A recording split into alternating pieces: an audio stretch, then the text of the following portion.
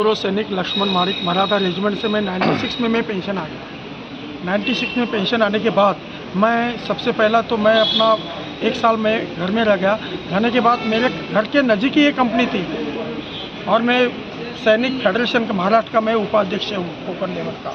और इस कंपनी में मैं एक एम्प्लॉयज़ था और कंपनी में मैं सबसे पहला इंटरनेशनल जो कंपनी थी, जो बैक्टल कंपनी, वो जो उस प्रोजेक्ट को बनाने के लिए सबसे उसका बहुत अहम भूमिका थी। और सेकंड भूमिका हम लोगों को उस प्रोजेक्ट को बनाने के लिए हम लोगों को अपना योगदान बहुत दिया है। जैसा कि राष्ट्र हम जब कसम खाते भर्ती होते समय कसम खाते राष्ट्रीय ध्वज की कि मरेंगे जिएंगे ये वतन तेरे लिए, तो उस तरह से हमने जिस कंपनी में ड्यूटी ज्वाइन किया था, मरेंगे जिएंगे इस कंपनी के लिए। तो उस कंपनी में बैक्टल में आने के बाद हम लोग ओपीओ ने हम लोगों को हायर किया है। हम लोग अपने मर्जी से नहीं आए हैं, क्योंकि उस कंपनी को हमने बेस बनाया, सब कुछ बना के अब कंपनी ने अपने ओपीओ ने हम लोगों को 96 लोगों को हायर करके हम लोगों को कंपनी ने लिया है। उसके बाद कंपनी के बाद ओपीओ के बाद डीपीसी में आ गए।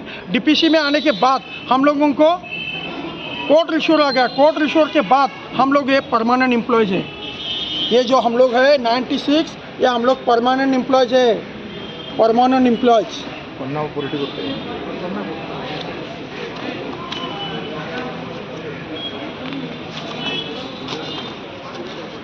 ये सब आपके नाम और डेट ऑफ ज्वाइनिंग क्या है? डेट ऑफ ज्वाइन और कंपनी एम्प्लॉयज़ नंबर है, एम्प्लॉयज़ नंबर जो कि ओपीओ का भी एम्प्लॉयज़ नंबर है और डीपीसी का भी एम्प्लॉयज़ नंबर है। लेकिन कोर्ट रिश्योर ने लेने के बाद उनका हक बनता था, हमारा हक बनता था, जबकि हमारा हक वो कंपनी ने विदाउट इंटीमेशन देते हुए पुलिस फोर्स को निकाल के बाहर निकाल दिया, रास्ते पे निकाल दिया।